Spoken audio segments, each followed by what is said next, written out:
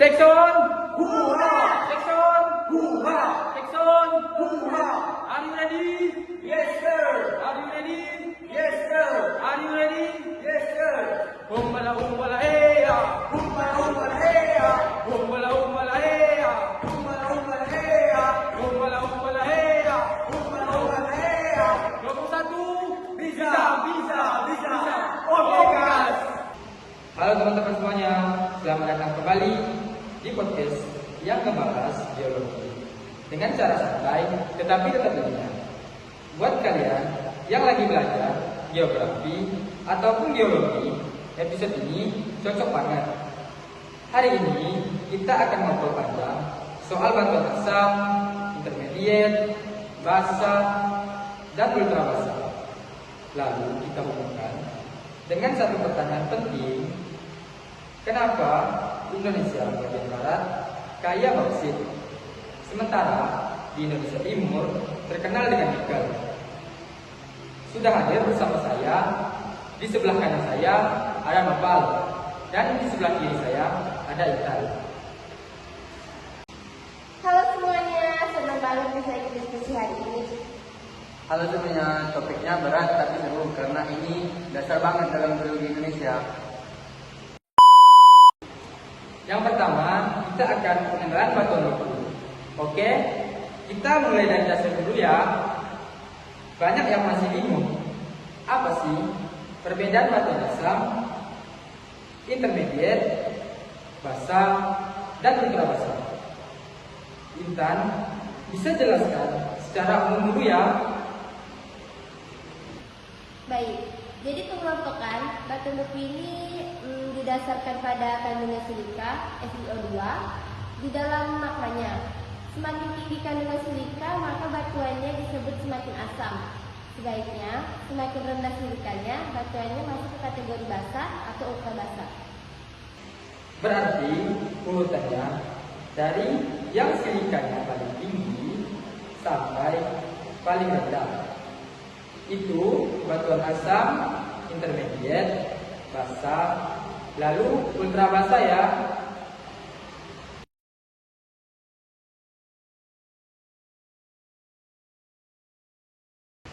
Yang kedua yaitu batuan asam. Sekarang kita akan bahas satu persatu. Kita mulai dari batuan asam. Itu seperti apa ya Pak? Banyak ditemukan di Indonesia bagian barat seperti Sumatera, Kalimantan, dan sebagian di Jawa. Wilayah ini didominasi oleh kerak benua dan aktivitas magmatik tua. Nah, selain itu, batuan asam banyak mengandung mineral, kuarsa, dan fluorspat. Batu ini umumnya terbentuk di kerak benua dan berasosiasi dengan zona subduksi. Kalau di Indonesia sendiri, batuan asam ini banyak ditemukan di mana ya? Banyak ditemukan di Indonesia bagian barat seperti Sumatera, Kalimantan, dan sebagian di Jawa. Wilayah ini didominasi oleh kerak benua dan aktivitas magmatik tua. A few moments later. Yang ketiga yaitu batuan intermediate. Lanjut ke batuan intermediate. Coba jelaskan apa itu batuan intermediate misalnya. Nah, baik. Batu intermediate itu berada di tengah-tengah dengan kandungan silika sekitar 52 sampai 55%. Contohnya, andesit dan diorit. Batu ini sangat umum di Indonesia karena berkaitan langsung dengan aktivitas gunung api. Iya, hampir semua gunung aktif di Indonesia menghasilkan lava andesitik. Makanya, andesit sering kita jumpai dan bahkan dimanfaatkan sebagai bahan bangunan. Berarti batuan intermediate ini ciri-cirinya campuran yang tidak terlalu terang dan tidak terlalu gelap. Nah, benar tuh. Warna dan komposisinya berada di antara batuan asam dan batuan basa. Unbelievable! Yang keempat yaitu batuan basa. Sekarang kita masuk ke batuan basa. Ini mulai beda jauh ya. Iya, batuan basa punya kandungan silika lebih rendah, sekitar 45-52%. Contohnya basal dan gabbro. Warnanya cenderung lebih gelap karena kaya akan mineral besi dan magnesium. Nah, batuan basa biasanya terbentuk di karakter samudra atau daerah vulkanisme. Di Indonesia, batuan ini banyak dijumpai di wilayah dengan sejarah tektonik dan kompleks. Apakah batuan ini sudah berkaitan dengan nikel yang normal? Sudah mulai, tetapi yang paling kuat hubungannya dengan nikel itu justru batuan ultra basa. Topik yang kelima yaitu kita masuk ke batuan ultra basa. Ini yang sering disebut-sebut sebagai batuan induk nikel ya. Betul sekali. Batuan ultra basa memiliki kandungan silika di bawah 45%. Contohnya peridotite dan lunite. Batuan ini sangat kaya magnesium dan besi. Ketika batuan ultra basa ini mengalami pelapukan kimia yang intensif di iklim tropis, unsur-unsur tertentu seperti nikel akan terakumulasi dan membentuk endapan nikel laterite. Makanya daerah-daerah yang banyak batuan ultra basa identik dengan tambang nikel ya.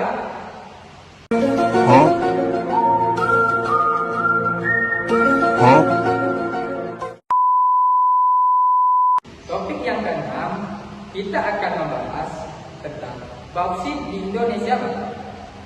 Sekarang kita hubungkan dengan persebaran mineral.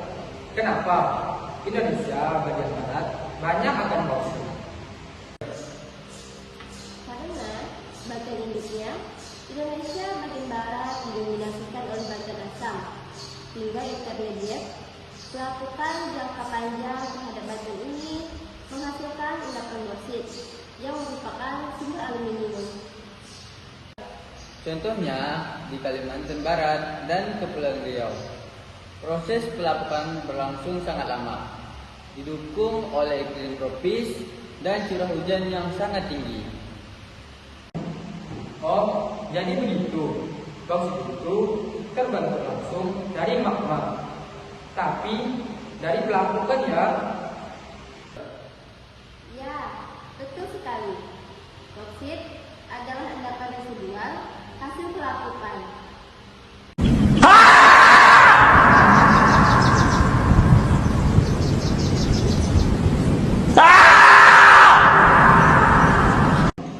Selanjutnya, kita akan masuk ke topik ketujuh, membahas tentang nikel di Indonesia Timur. Kalau di Indonesia bagian timur, kenapa justru nikel yang lebih dominan? Karena Indonesia bagian timur seperti Sulawesi, Maluku Utara, dan Papua banyak tersusun oleh batuan basa dan ultra basa. Batuan inilah yang menjadi batuan induk nikel. Nah, proses pelapukan batuan ultra basa menghasilkan laterite yang terdiri dari zona limonit dan saprolit. Dan disitulah nikel terkonsentrasi.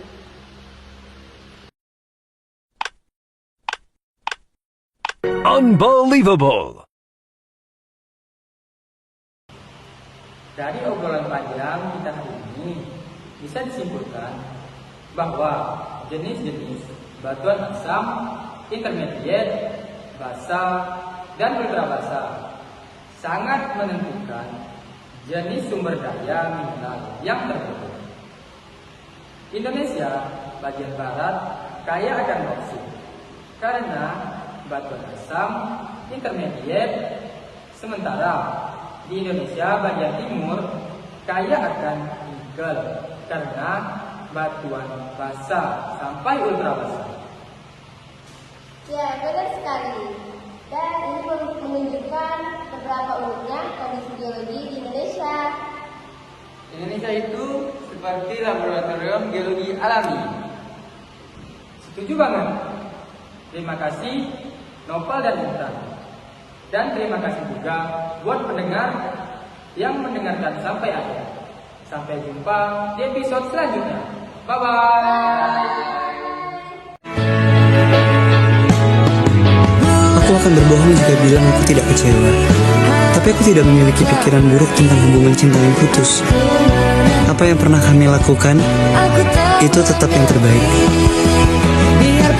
Terima kasih untuk sudah mau bersamaku melalui banyak hal yang kita lalui. Semua itu adalah waktu yang baik yang begitu indah untuk dikenang. Dulu kita pernah berharap kita akan selalu bisa bersama-sama.